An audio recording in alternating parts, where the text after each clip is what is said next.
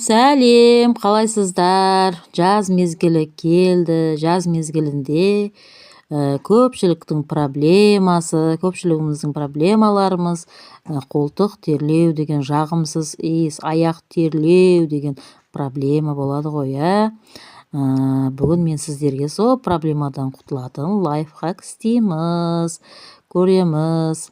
Біздерге керек болады бір дана фурацилин. Бұны негізі азанда бір кешке бір істесеңіздер, бір апта тоқтатпай қолтықтың иісі деген жағымсыз иістерден, аяқтың терлеулерінен құтыласыздар.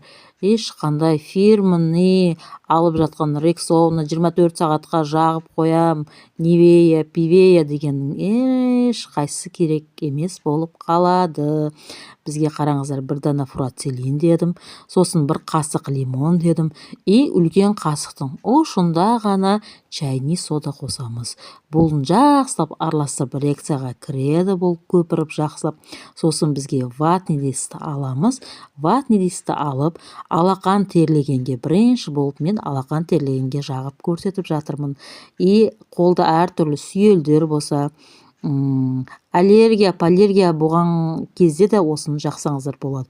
Кейде мына кір жуамыз, кір жуған кезде, ыдыс жуған кезде кейбір нелер гельдер жақпай қалады ғой, соларға да тура осылай істетсеңіздер болады. Аяққа, грибокқа істетсеңіздер вообще бомба бол. Сосын мен өзім қолтыққа жағып көрсетіп жатырмын әдейі. Мынау не істегенің, бірінші өзіңе жақпайсың ба деп біреулер айтып жатады ғой. Бірінші өзіме қойып жатырмын. Бомба. Істеп көріңіздер. Күшті.